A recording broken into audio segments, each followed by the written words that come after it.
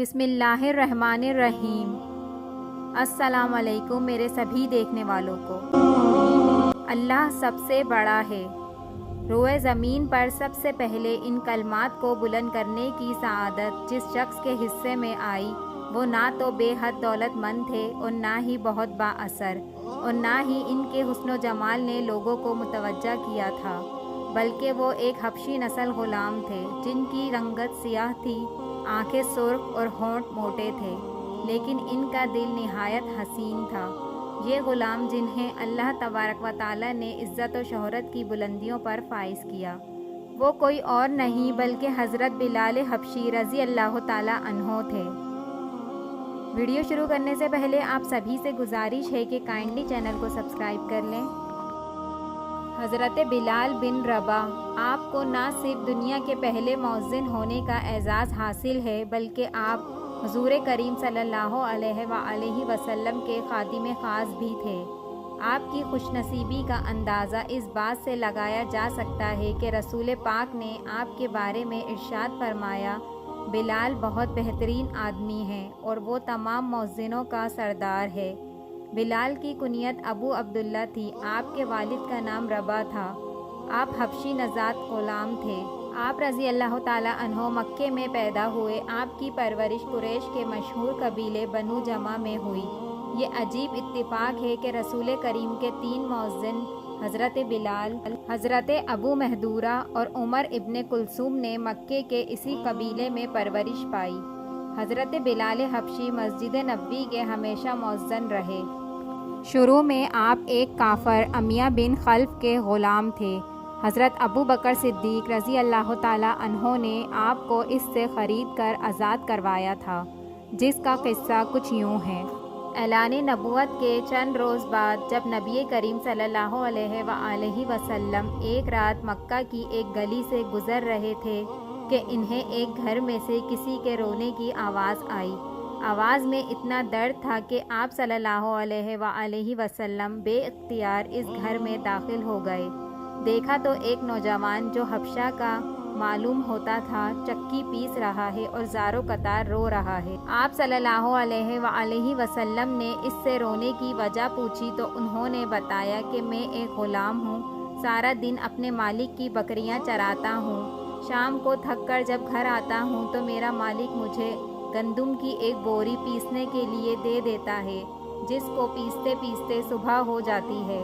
میں اپنی قسمت پر رو رہا ہوں کہ میری بھی کیا قسمت ہے، میں بھی ایک انسان ہوں، میرا جسم بھی آرام مانگتا ہے، مجھے بھی نیند ستاتی ہے، لیکن میرے مالک کو مجھ پر ذرا بھی ترس نہیں آتا۔ کیا میرے مقدر میں ساری عمر اسی طرح کی زندگی گزارنا لکھا ہے؟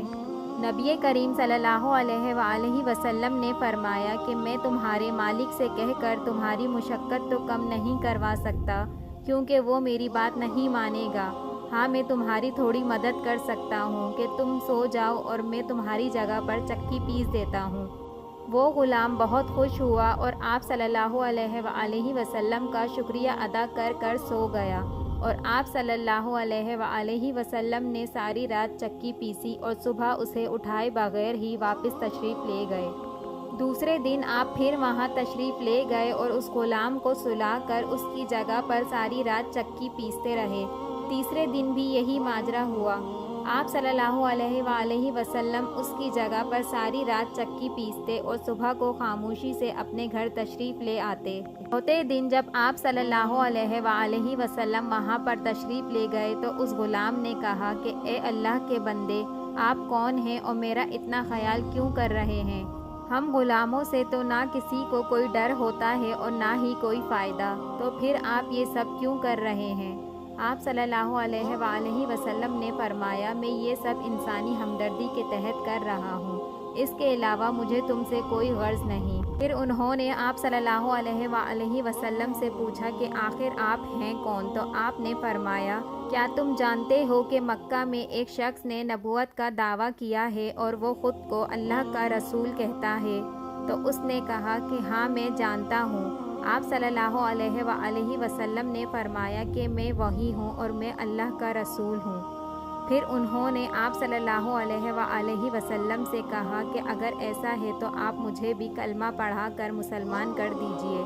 پھر رسول کریم نے انہیں کلمہ پڑھا کر مسلمان کیا اور حضرت ابو بکر صدیق رضی اللہ تعالی عنہ سے کہا کہ اس غلام کو خرید کر آزاد کر دو۔ حضرت ابو بکر صدیق رضی اللہ تعالی عنہ نے انہیں خرید کر آزاد کر دیا۔ اسلام قبول کرنے کے بعد انہیں طرح طرح کی تکلیفیں دی جاتی تھیں۔ امیہ بن خلف جو مسلمانوں کا سخت دشمن تھا، ان کو سخت گرمی میں دوپہر کے وقت تپتی ہوئی ریت پر لٹا کر ان کے سینے پر پتھر کی بڑی سل رکھ دیتا تھا تاکہ وہ حرکت نہ کر سکے، مگر وہ اس حالت میں بھی احد احد کہتے تھے۔ انہیں مکہ کے لڑکوں کے حوالے کر دیا جاتا کہ وہ ان کو گلی کوچوں میں چکر دیتے پھریں، اور یہ تھے کہ اللہ ایک ہے کی صدا لگا کر رکھتے تھے۔ انہیں اس کا یہ صلہ ملا کہ حضور اکرم صلی اللہ علیہ وآلہ وسلم کے دربار میں مؤذن بنے اور سفر خضر میں ہمیشہ اذان کی خدمت ان کے سپرد ہوئی۔ یہ سید کامل عشق و محبت کا جذبہ تھا جو بلال کو کسی وقت بھی اپنے محبوب آقا سے جدا نہ ہونے دیتا تھا۔ وہ حضور کریم کی ادنی سے ادنی تکلیف بھی برداشت نہ کر سکتے تھے اور ہر وقت ان کی خدمت بجا لانے کے لیے تیار رہتے تھے۔ سفر کے دوران جب دوپہر میں دھوپ شدت اختیار کر لیتی تو حضرت بلال بغیر کہے رسول کریم صلی اللہ علیہ وآلہ وسلم کے سر پر چادر تان دیتے۔ غزوات کے موقعوں پر وہ میدان جنگ سے کچھ دور ایک سائبان کھڑا کر دیتے جہاں سے حضور کریم جنگ کا نظارہ کرتے اور مناسب حال ضروری ہدایات دیتے رہتے تھے۔ جب تک جنگ جاری رہتی حضرت بلال برابر میدان جنگ اور حضور کے خیموں کے درمیان چکر لگاتے رہتے اور حضور کریم کے احکام اور ضروری ہدایات فوج تک پہنچاتے رہتے۔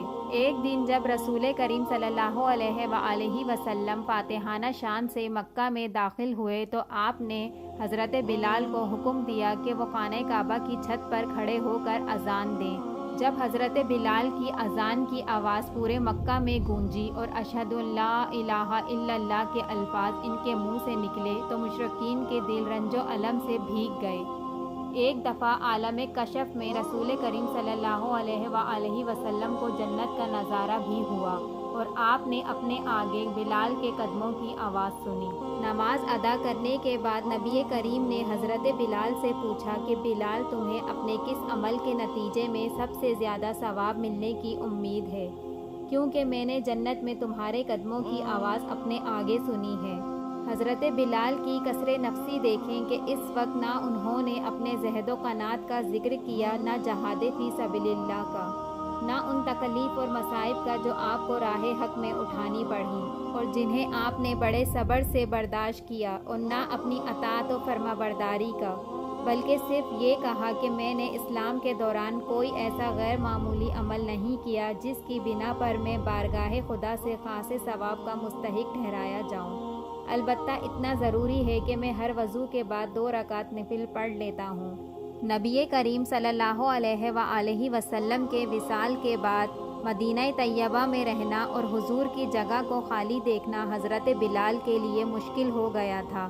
اسی لیے آپ نے ارادہ کیا کہ اپنی زندگی کے بچے ہوئے دن جہاد میں گزارے جائیں۔ اسی لیے جہاد میں شرکت کی نیت سے آپ رضی اللہ تعالی عنہ چل دیے۔ ایک عرصے تک آپ مدینہ لوٹ کر نہیں آئے۔ ایک مرتبہ حضرت بلال رضی اللہ تعالی عنہ کو حضور کریم صلی اللہ علیہ وآلہ وسلم کی خواب میں زیارت ہوئی۔ نبی کریم نے فرمایا، بلال یہ کیا ظلم ہے، ہمارے پاس تم کبھی کیوں نہیں آتے؟ آنکھ کھلتے ہی آپ رضی اللہ تعالی عنہ فوراً مدینہ کی طرف تشریف لے گئے۔ حضرت امام حسن اور حضرت امام حسین نے اذان کی فرمائش کی۔ ان لاڈلوں کی فرمائش ایسی تھی کہ انکار کی گنجائش نہ تھی۔ آپ نے اذان پڑھنا شروع کی اور مدینہ میں حضور کے زمانے کی اذان کانوں میں پڑھ کر کرام مچ گیا۔ عورتیں تک روتی ہوئی اپنے گھروں سے نکل پڑیں۔ مدینہ میں چند روز قیام کے بعد آپ واپس آ گئے اور 20 ہجری کے قریب دمشق میں آپ کا وصال ہوا۔ ویڈیو اچھی لگی ہو تو لائک کریے گا اور سبسکرائب کے بٹن کو دبانا نہ بھولیے گا۔